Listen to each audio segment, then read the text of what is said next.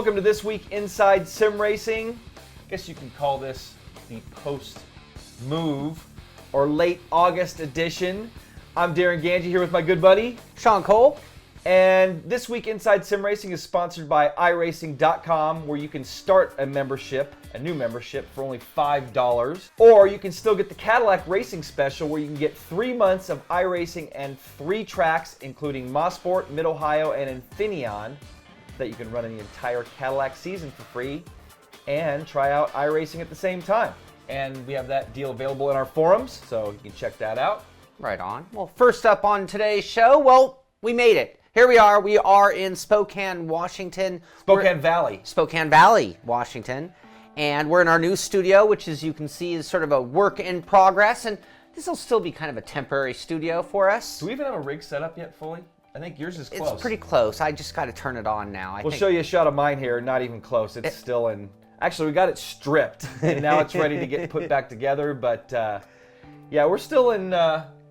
within our move. Yes.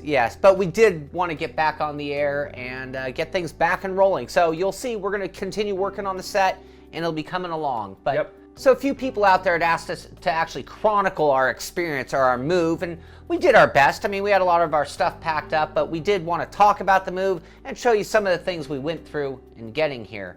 So it all began on August 16th, where we loaded up a gigantic rental truck with all of my stuff, all of Darren's stuff, your fiance's stuff, her daughter's stuff, all of the studio into this one truck. On the back of that, we had my Datsun 240Z, little modified Datsun 240Z in tow, and I got out of town at 6 a.m. kind of racing the rest of the gang. Yeah, Sean set out. That was a 26-foot. That was the biggest truck I could find.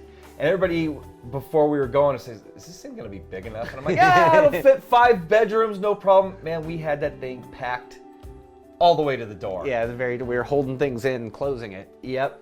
So our plan, like Sean said, Sean left 6 o'clock in the morning on the 16th, and our plan was to leave a few hours behind him, or at least as soon as possible. And we were waiting for some of the daughters to get out of school, but our plan was to try to get at least halfway on day one. 2-day trip, 1,200 miles. And we wanted to get past 600 miles. Mm-hmm. So I drove my Camaro. Our good buddy Terry drove the Inside Sim Racing Mobile, or a red Saturn Vue that Sean and I purchased for the company. And then my daughter's boyfriend Cody drove my fiance Andrea's Dodge Durango, which we nicknamed the puppy because the front end looks like a dog's face or a puppy's face. But, so yeah, Sean set up in the Ryder truck bright and early on the 16th. Yeah, I was gung-ho, hammered down, trying to beat you guys to the halfway point. I gotta tell you though, this truck had a few problems right out of the gates. First climb going up the Grapevine, I'm already getting check engine lights. Already down to like 28, 29 miles an hour on the climbs with all of our stuff in this truck.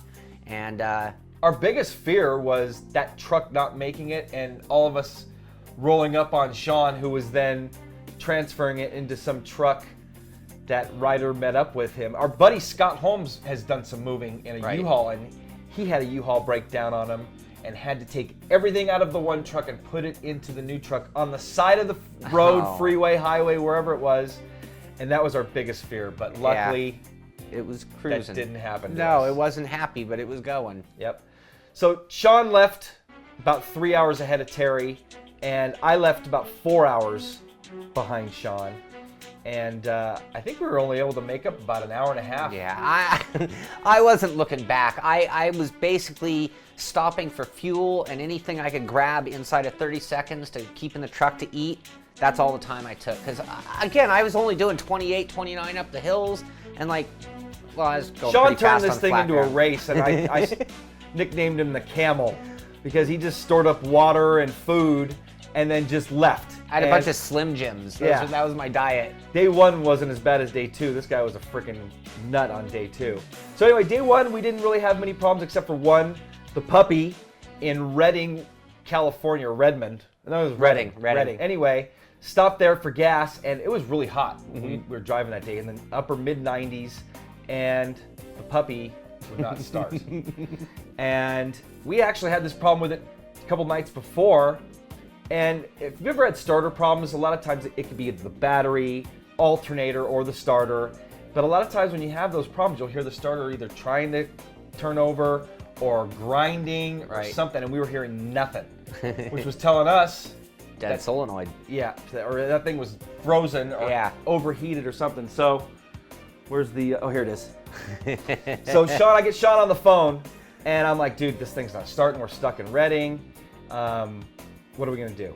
And he's like, you got any tools to knock on it? And I said, yeah, I was thinking about that. I don't have a hammer, I have nothing. So I go in the gas station, ask the guy, you guys have a hammer or something I can borrow? Nope, we don't got nothing. Reading. Yeah. So I went and looked at their tool section, and I found for $8, $7.99, a tire knocker. And give you a close-up view of the tire knocker there. Hickory. Yeah, it's made of hickory, USA hickory. And this thing could do some damage. But so anyway, got out of the Durango, just started hammering on that starter, asked Andrea to turn the key, thing fired up. Very nice. One and only problem that we had on the whole trip, besides the rider driving like it was about to die. And that slowed us down a little bit, because I would have kept crusading, but I knew you guys were now having trouble, so I had to call it a day. Yep. So day one, we ended up in Klamath Falls, Oregon, which is just north of the California border. So we were able to this much. Yeah, we were able to do all of California, well, a good portion of California in one day. I think our total mileage on day one was about 650. Yeah. So we made it past the halfway point. Yeah, about 13 hours of driving. Yep. So then day two, why don't you tell them what happened there? I woke up bright and early and got back on the road. Yep. I got up at about 6:15, and just the sun was coming through the window, and I'm like, oh, I wonder if Sean left. Look out the curtain, Sean was gone. Long gone. So yeah, we stopped at some little hole-in-the-wall hotel in Klamath Falls, Oregon, which is a very small town. Mm-hmm. Everybody was friendly in Klamath Falls. It was kind of cool. They had some third Thursdays they call it, and everybody was in the middle of Main Street, and it was just like the whole town goes out there every third Thursday and has a little parade or party, I don't know. It was cool. Yeah, and actually didn't mention a little bit before that, Lake Shasta, drove through that, it was beautiful, just amazing. Show you guys some pictures of that. Then it got dark for me coming into Klamath, so that was a little scary on an undivided highway. No lights. With just our headlights. And so coming into Klamath, I'm thinking, man, how much am I gonna have to drive on this undivided highway? And if you're not sure what undivided means, there's no center divider, and you're basically two lanes, 70 miles an hour, and you got 18-wheelers coming at you, and RVs, motorcycles, whatever. So bears and deer and all sorts of stuff. So, and I've driven them before, but it's been a while, and at night it is definitely scarier than the day. So we get to Klamath, and I'm talking to Terry and Sean. I'm like, maybe we want to go back to the coast and go back up the 5 near Seattle and take that route, because basically all of day two, or a good majority of day two, was going all the way up the middle of Oregon on the 97. Is that the highway? On the 97, undivided. And we had our kids with us, was my big concern. So these guys were like, no, let's just go for it. It's going to be really cool. And we did. And it was really cool. And it was so beautiful up there. It was. Well, and a lot of it was just prairie in the middle of nowhere. Yeah. Rolled up on a town that had 160 was the population, and rolled up on a few of those that was just, the general store, maybe a gas station if you were lucky. But what a neat experience. It was a great great What did Terry say about it? He was talking about it in a whole biblical way. I mean, this is a pilgrimage to an extent for us. I mean, it was like by far the longest drive I'd ever done. Me too. And what's really funny is I remember we had gone down south to do an event with Tamiya. It was like 110 degrees. The drive home from that, which was like 3 hours, seemed longer than either day of this trip. And it was partially the scenery, and it was partially because it was such an adventure, and it was partially because we were actually moving to a new place that I wanted to get to very badly. So it kind of made it a very exciting drive. Yeah, and I got to admit, driving that in my Camaro was a blast. We had just put a new motor in but I just had a new motor put in within the last few years, and the furthest I had driven it was maybe 100 miles. So, and you and I had done some work to it. We put a new water pump in it, we put a fuel pump in it, we found an electrical gremlin that was bugging us. But so I took kind of a chance Terry's like, how could you drive your Camaro that far? But you know what? That thing ran like a champ, and it was a blast driving that thing up the Pacific Northwest, and I would do it again in a heartbeat. So yeah, that was pretty much our drive. We arrived in Spokane Valley about 5 o'clock. You got here about what, 4? Yeah. And some change. We almost caught him. If he would have stopped for food that second day, because we were only about 2 hours behind him, we would have caught him. But he was racing us, and he gets here to Spokane, and he's like, I'm like, dude, eat something before you collapse, please. And he's like, no, let's just do this. But yeah, so we stopped at Sean's, unpacked there. And then unpacked at my place, and man, just wiped our brow and went to dinner that night. Yeah, we had all of us there at Denny's for our first night in Spokane Valley, but it was a great trip, and thanks to everybody who helped us out. So, I mean, we had a whole gang come along, as you heard, and everybody helped out and made it a very easy, smooth trip. Yeah, you know, and thanks to all the guys and girls that helped us beforehand. Gave us tips about the area and, you know, helped us choose this area. And man, we couldn't be happier. We really felt like we picked a great place for not only the business, but for my family, for Sean, for just us to really enjoy the area. Terry didn't want to go home. No. Terry, he came up here to help us move, and then we flew him back. And my daughter also flew back, and none of them wanted to go home, it seemed, and they all really liked the area, and we do too. So I think that's plenty about our trip here, and hopefully you enjoyed us talking about it. And we want to again thank everybody that helped us, and thank to everybody that helped us choose this location, you know, coming in, and looking forward to meeting a lot of you guys that live up here. Matter of fact, we're going to the races this weekend and hope to meet some locals. But and now we have a little Northwest badge in our iRacing instead of the California badge. Yep, we've been switched over to that club in iRacing. But on to some sim racing news. So we're a little behind on Gamescom 2012.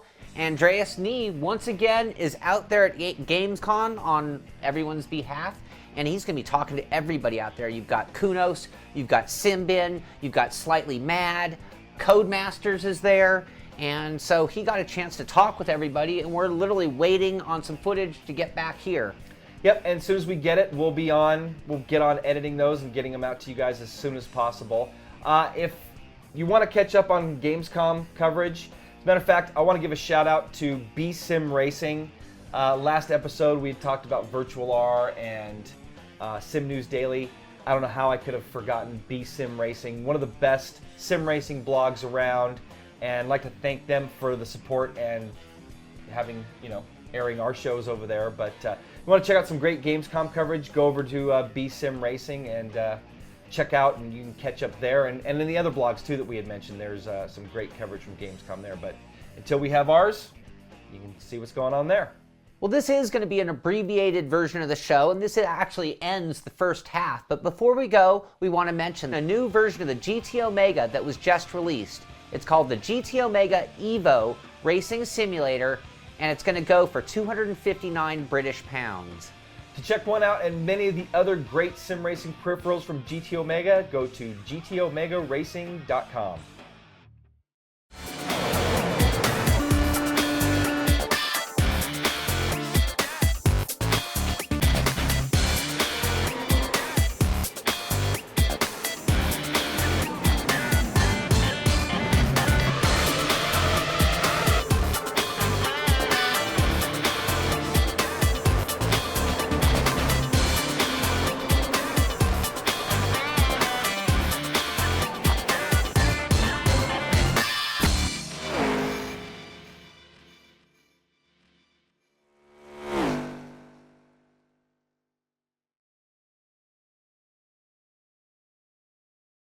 The T500 RS wheel and pedal set from Thrustmaster, officially licensed by Sony in Gran Turismo 5 and designed for the most die-hard racing fans. It has unmatched power and precision, it's backlash-free, and totally responsive.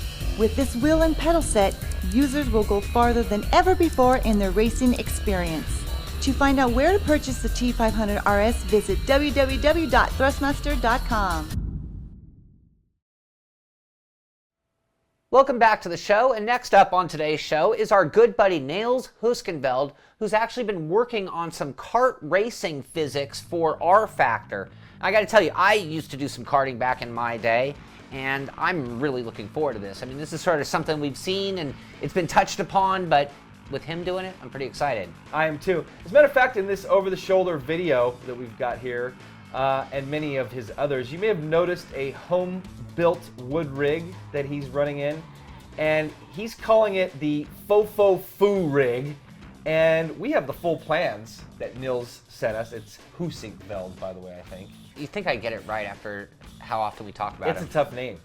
But anyway, Niels wanted, he saw our DIY rigs and wanted to know if we would like to build his, and we're like, sure, let's check it out. So the Fo-Fo-Foo rig is going to be here on the show soon, and we should be able to do this thing for under $100, especially with our, the chair that we've been using. So back to the kart racing though. Not sure if this is ever even going to be available for R Factor, because there was a comment on Virtual R and somebody said, ooh, is this the, like a prequel or what we're going to see in the Ayrton Senna game by Ritza? Because if you're not familiar with Niels, he is a big part of the Ritza Studios physics on Game Stock Car and a lot of that stuff there. So anyway, Niels says, nope, this is just a personal fun project, and this is not part of that engine. It's a completely different engine. And he's just doing it for fun, like he did the rig. He always has something different he's doing. Yep. Anyway, looks pretty awesome, just like everything Niels does as far as physics goes for the R Factor platform. I gotta say, man, if that thing became public, at least the physics portion of it, that might give that new kart sim that's coming by Zach Griffin a run. Yeah, and speaking of Zach, I mean, he's been working on that title all alone since 2005. I know he's actually turned down job offers. I think he's even resigned from a few jobs to be able to stay focused on the title. As soon as we hear more about it, we'll let you know. He's getting close to releasing his title to the public for testing. His latest development has centered around completing new tasks and extracting more performance from the engine so it can be able to run on lower spec hardware. He's also spent considerable amount of time fine-tuning the multiplayer netcode to ensure the smoothest online racing. He's saying that there's an estimated 7 full weeks left in the development, which he hopes to achieve within 10 weeks. Man, he's going to be tough. It's going to be tough being by himself. Yeah. He didn't have any recent gameplay footage to share, as he doesn't want the competition to see what he's been up to. He assures us that it's going to be worth the wait, and I know we're going to be looking forward to that big time. He's got some really cool looking stuff, implemented in this. I remember some of the things we saw years ago and how spectacular it was, and it would still hold up today. I can't wait for this one. Yep, gonna be really cool. So that's pretty much gonna wrap up this show. Few other things that have been going on. Circuit Zolder was just released for iRacing. I hear it's amazing. Haven't even tried it yet. Actually, I don't have a system booted up yet to give it a try. I've got P-Cars loaded. I know we've been getting some flack for not trying the latest version of that. I just downloaded the latest version. We're gonna be talking about that. Derek Spear Designs came out with a new program that's like a heads-up display. We'll talk about that soon. Your button box review is coming. Nightmare Arduino button box. That thing's taking a whole new direction. We'll catch you up on that. Yep, and what else? We got a couple DIY rigs that we're going to be working on fairly soon. We have a race room rig to review soon. We've got all the Gamescom footage coming up. We also have an arcade special that we handed off to our editor. I know a lot of you guys are going to scoff at that, but we had some fun with some of those titles. Absolutely. F1 Online, the game, and a couple others, Dirt Showdown, and what was the third? Need for Speed World, that you got an interview with the developers, so we'll have that for you guys. And lots of other stuff, man. We're going to be getting caught up here and getting out as many shows as we can in the upcoming weeks. Got lots of stuff. F1 2012, we've got another build coming. WRC, I've got another build of that on its way. Still got to look into R Factor 2. R Factor 2, actually, and I've got a new piece that I'm doing on starting in iRacing. I've started up a new career, and I'm going to be doing it incognito, so nobody's going to know who I am. And I'm going to see what it's like to start from a rookie and get myself up to a D class and see what that racing's all about. Yeah. And Lots going on. Lots coming up. Lots going on. Lots coming up. everybody, I know Jessica's gone, and you got to look at our ugly mugs now, but Jess says hi to everybody, and we wish her the best with her fly miss. Her flymiss.com seemed to have been down, so Yeah. I think she's got a Twitter for that. So when we have more info for that for you guys, we'll let you know. But I think that's going to wrap things up. Yeah. Welcome to Spokane. Yep. Welcome to Spokane. Great to be here. And again, if you guys see us around town or whatever, say hi. But it's great to be here, and looking forward to meeting some of the locals and getting in the full swing of things. For Sean Cole, I'm Darren Ganji. We'll see you guys next time.